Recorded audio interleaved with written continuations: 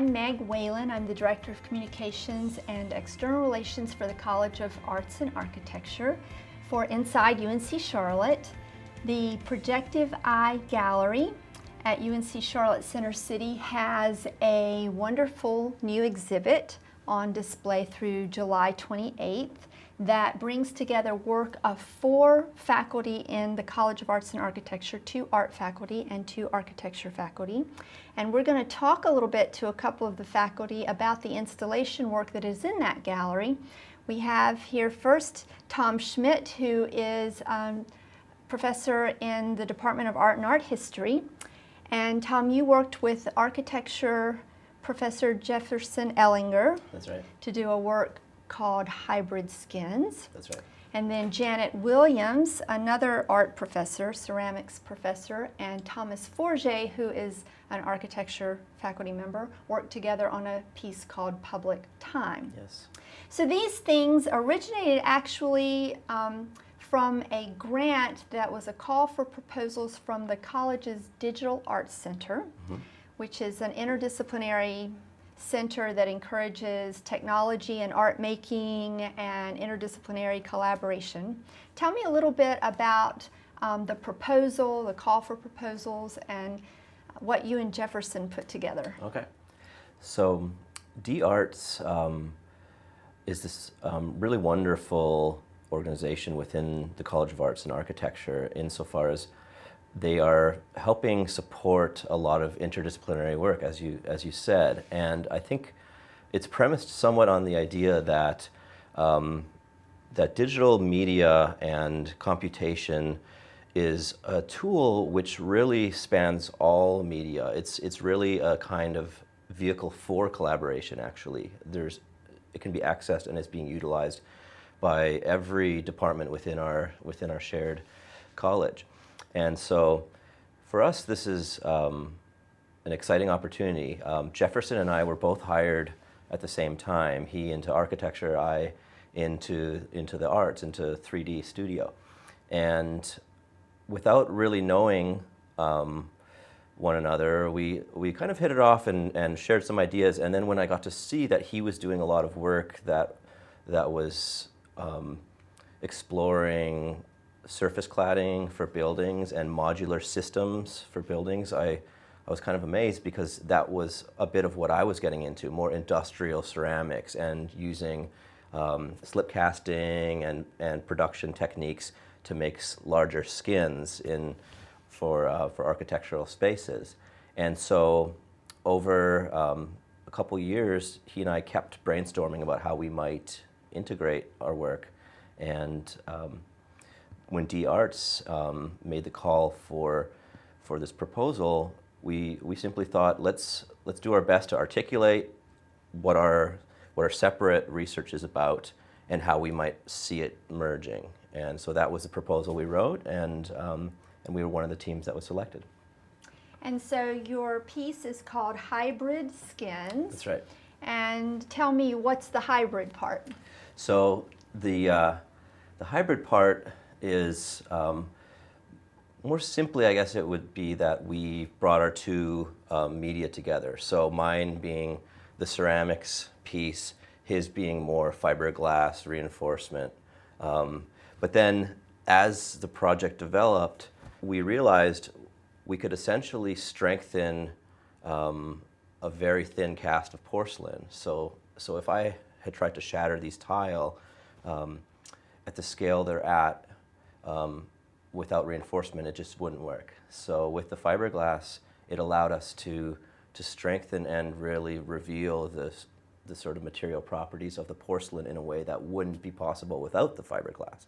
And then once we saw the cracking happening and the way the fiberglass was transparent or translucent, then Jefferson had the thought, let's do some LEDs behind here. Let's bring light into this piece as well. So that was a third piece into this sort of hybridity. So let's talk a little bit about the process, because it was a very complicated multi-step process to create what appears to be sort of a simple, clean, multifaceted facade. Yes. So it was a process that would bring Paul Stockhoff, who is currently a graduate student in architecture. He had been doing a lot of research using the robotic arm in order to bend steel and to bend aluminum. And he ended up developing this process to a point where it really allowed the steel to have these beautiful textures and beautiful evidence of the process. And so Jefferson and I were really fascinated by that. And so we thought, let's try to involve Paul in this. And so we then used his steel models. We made plaster molds of them. Then we slip cast porcelain into them. Then we fire the porcelain. And in the fire first in drying, then in the fire, and sometimes after the fire, the porcelain cracks, or we help instigate some of the cracks. And after that is when we fiberglass it. Mm-hmm. So those were the many steps, and it was quite exciting to see this process video come together, because I don't think any one of us fully acknowledged how many stages we had gone through to end up with the final piece that we had. And what's nice for the people who visit the gallery is that the process video that we can see now is also there in the gallery next to the installation, so that people can learn right then as they're seeing hybrid skins what went into all of it. That's right. All of the different processes that you had to go through. And if I could just add one more aspect that you alluded to a little, is that while there are so many steps that went into making this piece, that the final result is somewhat quieter, somewhat simpler. And I think that to me is really exciting, because it's not a piece that's kind of in your face telling you exactly the narrative of how this happened and that happened and this was recorded in this way. It's quiet, and it invites reflection. It invites the viewer to try and unfold that history for themselves. And I prefer that kind of more subtle invitation to a viewer rather than something that's totally in your face. So for me, I think it's pretty exciting to see how this final piece ended up in this minimal fashion. Yeah, it is minimal. It's very delicate. Yes. And it's really lovely. When I think of the kind of conceptual piece, I keep coming back to this Japanese tradition of repairing cracked ceramics with gold enamel. It's called kintsugi, I believe, and it's this amazing tradition that is really trying to beautify what would otherwise be considered a flaw. And I think philosophically there's something quite lovely about that, and especially that we are doing a similar thing but using light instead of the gold luster, something that could only happen with the technology that we have available today. Right, so those cracks in the surface of the panels are filled with light. That's right. Not filled with gold, but still using them to create this whole extra layer of beauty. That's right. Yes. Yeah, and I love that interplay of purpose and chance and control and lack of control. That's right. And I think this work really does exemplify that, because on the one hand you've used a robot to create these molds that are so precise and so distinctive and everything, and then the ceramic, the cracks, you only have so much control over what they're going to look like. That's right. And actually Jefferson and Paul, I don't think they fully realized what they were getting into when we moved their operation into our ceramic studio and we started casting and firing, because while if you're 3D printing or using a CNC mill or the robotic arm, tolerances can be down to the millimeters. In ceramics, it's not always that way. In fact, we had one load of tile that fired a little too hot, and all of those were all of a sudden about an 1/8 inch smaller than the other tile. And so there's a lot of chance, at a certain point you have to let go of that control. That's something that you learn in the ceramic arts, and I guess it just happens to work out that not having perfect control of a process is actually pretty fascinating. So. Thank you, Tom, for joining us and telling us a little bit about hybrid skins. And I hope people will go to the Projective Eye Gallery and see it between now and July 28th. And next, we will talk to Janet Williams, another member of our art faculty, who will tell us about Public Time. We're talking about Digital Dialogues, an exhibition at the Projective Eye Gallery at UNC Charlotte Center City that runs through July 28th. And we have Janet Williams, one of our ceramics professors, to talk about an installation that she and an architecture professor, Thomas Forget, have created called Public Time. But first, I just wanted, before we get into a description of that, I wanted to also mention that the grants from the Digital Arts Center that helped support your work and Tom Schmidt's and Jefferson Ellinger's work also were available to students in the departments of, I guess, the Department of Art and Art History and School of Architecture. Sure. And so I think 3 students were able to get grants, and they were art students Hannah Barnhart and Hamilton Ward, and architecture student Dean Crouch, and their work is visible in the front window case of the Center City building. So that's really nice that able to include students in this opportunity. Yes. To combine digital work and hand work. Absolutely, and I think it's a really nice display in the front area and the windows. Yeah, very diverse work. Some things, one of the students used ivory piano keys to then do, I think, etchings in these piano keys, and then one student created a whole electric guitar that you can actually play, which is really cool. So kind of a wide range of work in the window. So your piece is called Public Time, and it has a lot of different components that you and Thomas Forget put together. Tell me a little bit about the premise of the installation and then kind of what people will see there. Okay, well, the initial dialogue between Thomas Forget and myself was really concerning Thomas's research, which has been a lot about the transport infrastructure in Charlotte, and particularly his interest in trains and filming of trains. And we covered a lot of different things in our conversations, and I must say we had a lot of conversations before we actually started thinking about what we were going to produce.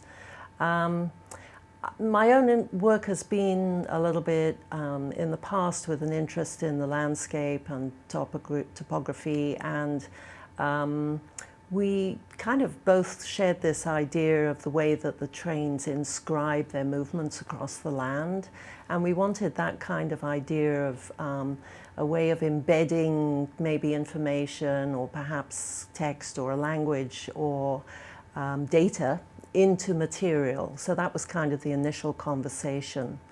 We both thought about this as maybe eventually developing into a public art project of some kind. And that led to sort of ideas, well, what form would this take? And we had various ideas. We thought of in terms of the kind of horizontality of the trains across the land. We thought of the vertical telegraph poles. So we sort of thought about this in terms of maybe eventually some kind of walkway or passageway, some kind of information towers of some kind. And my interest was really in the way that I could kind of capture some of the impressions or maybe the language from this data somehow into material. And it was left up to me to really think about experimenting with the material. And that's what I did. Thomas presented 2 different videos. One actually was focused on the trains and their movement across Charlotte. And the second video was train footage he chopped from different cities around the world. And his main interest, I would say, is in public transport and promoting public transport. I don't want to speak for Thomas completely, but that's the gist of where he's going with this information. So he presented 2 videos. He also presented a series of maps with different kind of rail and road intersections in Charlotte. And then we had a kind of digital display of some of the digital visualizations of the data. The data was collected by some of our graduate students.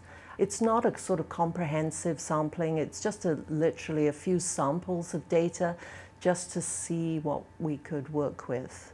And what is the data? Well, the data essentially covered things like the movement and the motions of the trains, and we put digital sensors close to the tracks on the rail lines and on road and rail intersections. And the graduate students actually worked with that data to visualize it into some different forms. So then how did you take that data? Okay. I assume what they were gathering was like vibrations and Sure. that kind Motion. of motion and all. Sure. So that's in effect a very kind of non-material, It is. abstract kind of information. And then how did you realize that in a material form? Okay, so I was just presented with different images which I printed out and studied for a while, and I just picked for me the most compelling ones that I felt said something about motion, speed through time, space, how I could actually realize that into 3 dimensions.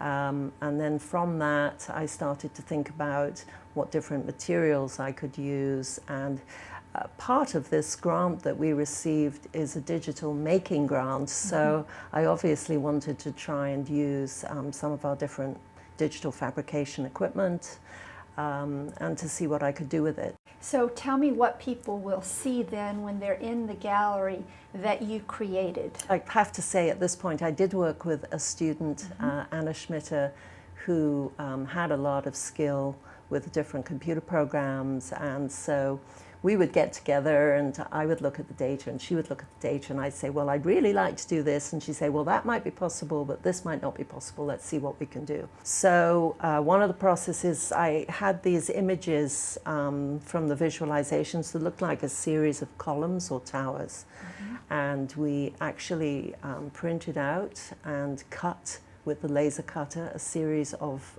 shapes which were actually stacked to look like these towers, and they have the data kind of embedded into the surface. And from what that, are they made of?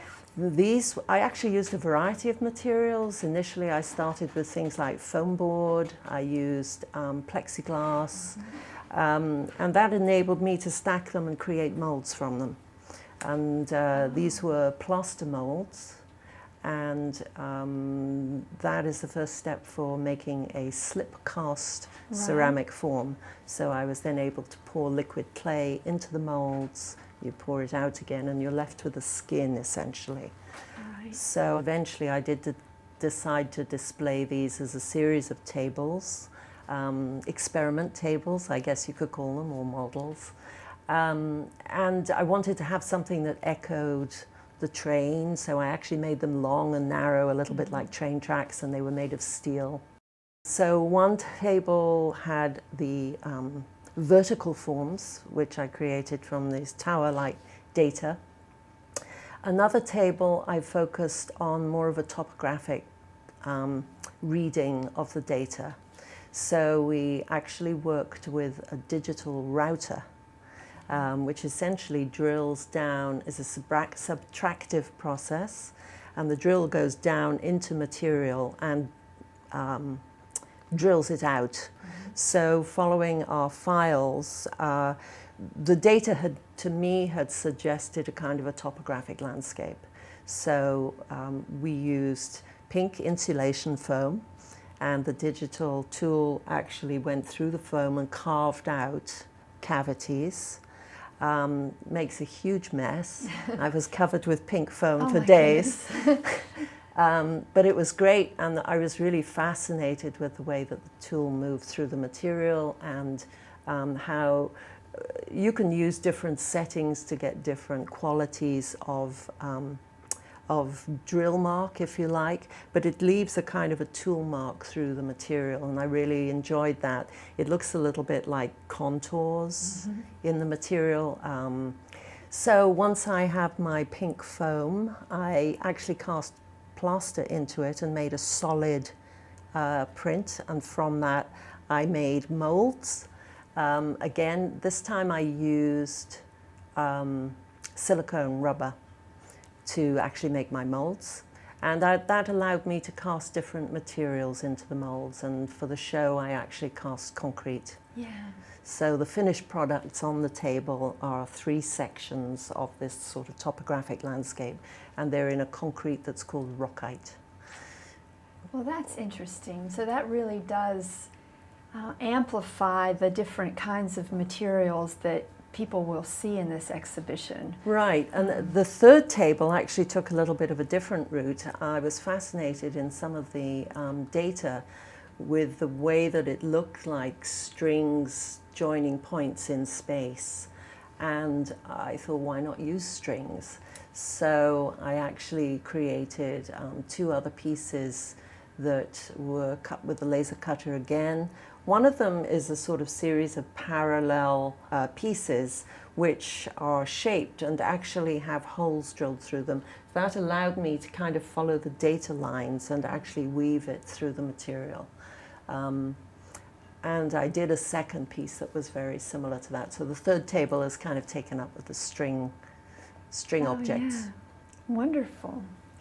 Well, the work is all there through the end of July. Yes. So, and the gallery is open from 9 in the morning till 9 at night every single day of the week.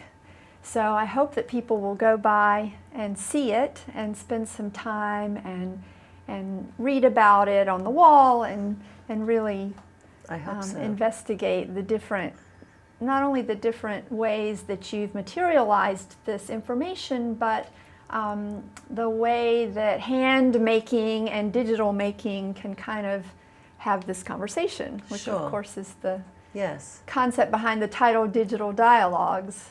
Well, I think what's interesting is at the very end of the process, I mean, Thomas had seen some things that I was making along the way, but actually seeing it all together has maybe suggested different routes that we could now follow if we choose to develop this into a bigger project. Well, thank you so much for telling Okay. us about the work, and thank you for joining us, and hope you'll stop by the Center City building and the Projective Eye Gallery between now and July 28th.